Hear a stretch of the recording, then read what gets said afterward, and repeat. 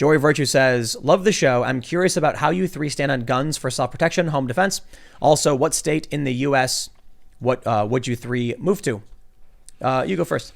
I'm for guns. I understand the need to protect yourself in, areas that aren't congested. I mean, even in those kind of areas, there are hotheads that are crazy, and anyone can go crazy at any point, honestly. And it's like, I don't know.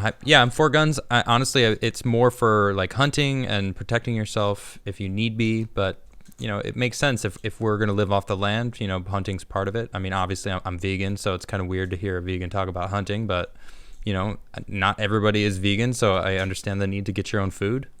And I think that's a big part of it.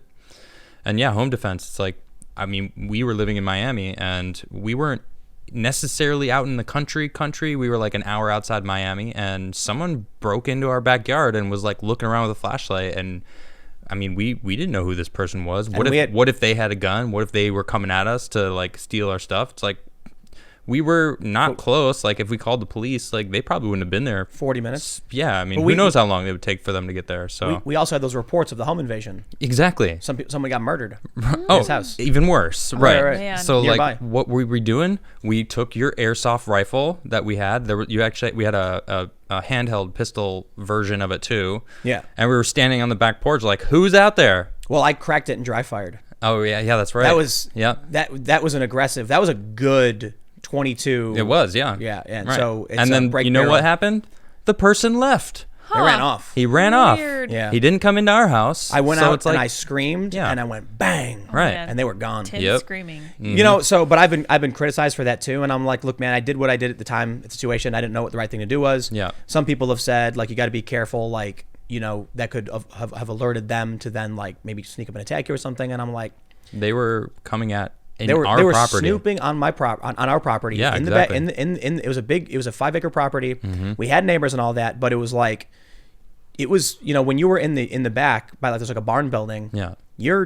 It's like what are you doing? Big open field. You can't even get back there normally. And like you have to like find your way in. Someone jumped over like a 6-foot fence with also plants growing around it. We never opened. Yep. And they were snooping around, looking in the barn and stuff. And we saw the light flickering. It was like midnight. You were making a pizza. Yep.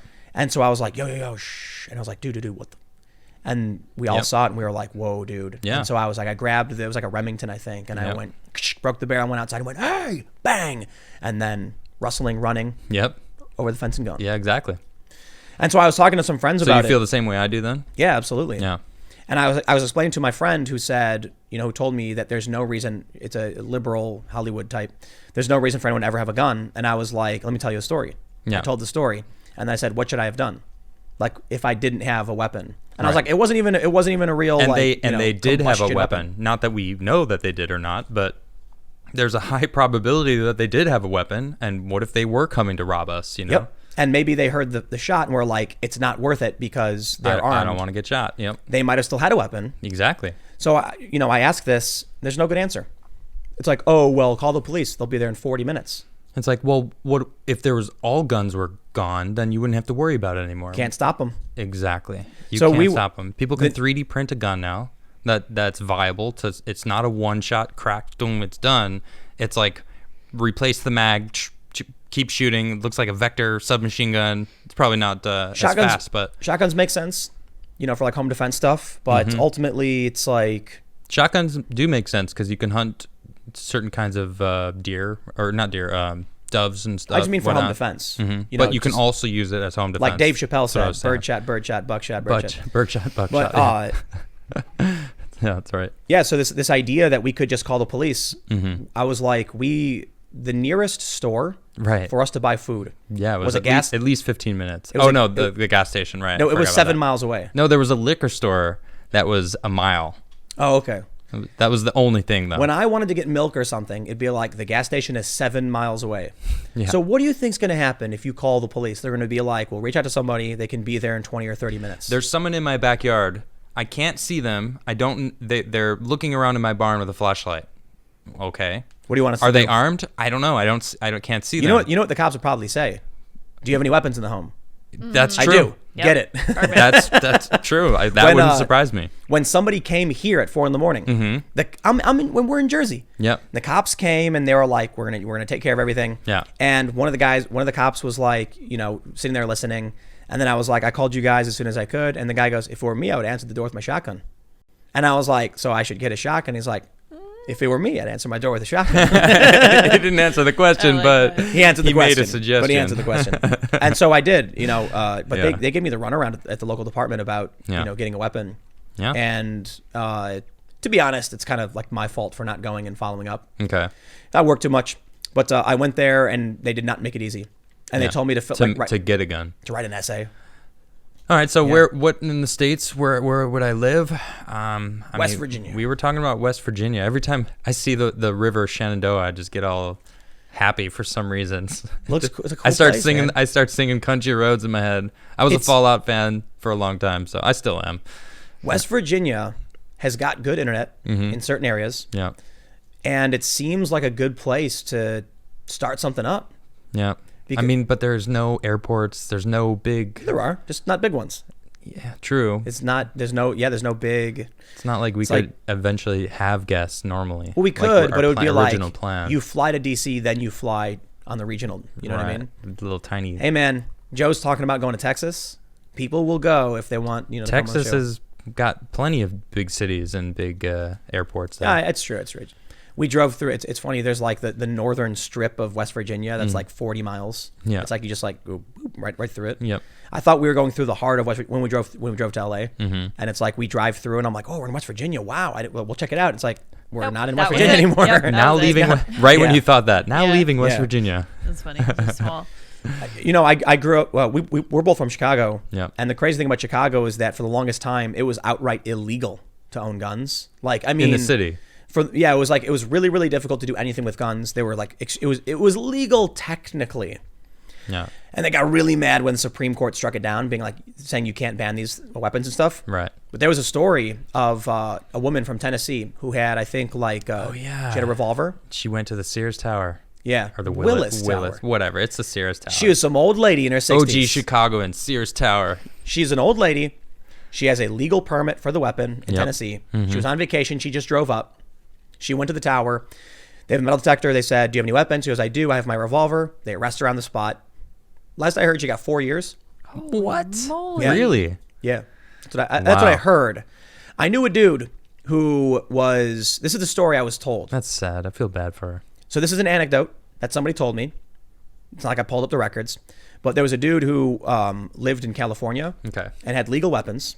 And he was driving across the country. Right. And he got pulled over in Illinois. And the cop said, do you have weapons? He said, I do. He was driving through Illinois on his way to the East Coast. Okay. And the cop said, open it up. Saw that the guy had some rifles and some handguns. And he's like, you're under arrest. Felony possession. And you got 4 years.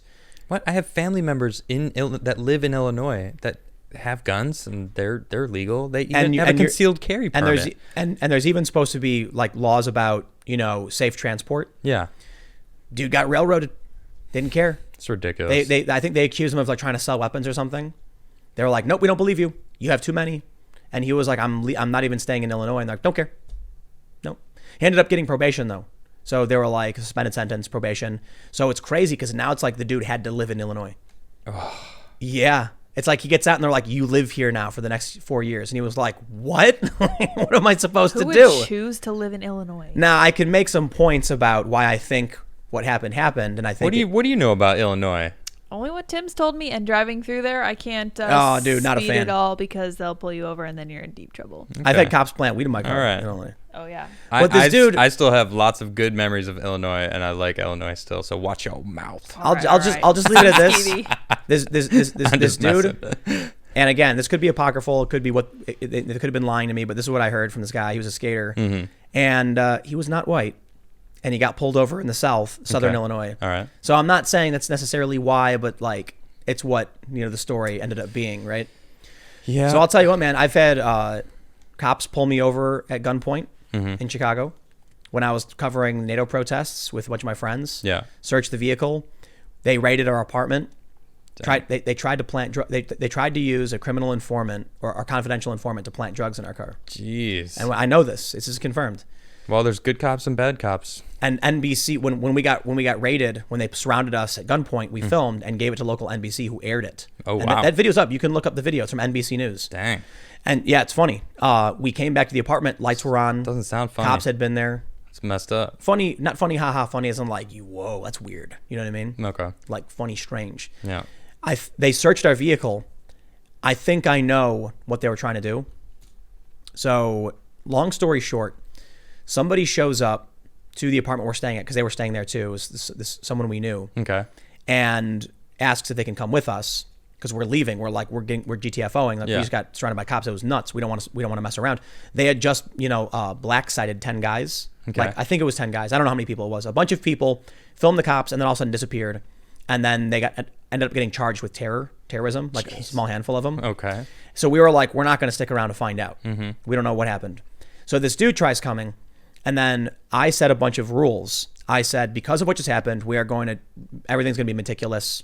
No one is bringing anything perishable. You got vitamins, flush them. Garbage, don't care. Yeah. The only thing coming in this are hard items like clothing, your computers, your equipment. Yeah. And no one is going in the apartment but me. And I was with Luke Rutkowski. I was Okay. like, me and Luke, because we're both, public figures. Yeah. If anything happens, we have a better chance of mustering a defense. So this dude tries going in the house, arguing that he needs to grab something. Mm-hmm. Later, it turns. I said, no, absolutely not. And he was like, he's really pressuring me. And then I ultimately said, if you go in that house, you will not get in our vehicle. And he said, fine. The next day, it turns out, who we believed to be was a police informant, kept begging him to bring drugs into our car, and Wow. he was going to do it. But they were saying things like, "Please just grab this for me. I just need this. Just grab it so I can pick it up from you tomorrow." In Illinois, there's mandatory drug sentencing if we had that in our vehicle. Yeah. So I wonder if that had something to do with us getting pulled over. I ultimately don't know, but I saw the text messages where the person Wow. was like, "Do this," Dang. and That's he was crazy. saying stuff like, "I can't. They're not letting me." And it's like, "Please, you have to do this for me. You have to do this now." Wow. He wouldn't do it. That's Chicago, man. I don't want Good to. stuff. I'm not going to Yo. mess around. I know the secret mobster handshake in Chicago, old school Chicago. Do they still use it? I have no idea, but I know it used to be a thing. Like back in the day, you'd like walk up and the guy is standing, the bouncer, and you just like walk him, give him the handshake, give him the specific handshake, and Are you he'll gonna do let you in. No way. I'm keeping that close. Secret. That's right. Keeping Yep. that close. I'll show you after the show if you want.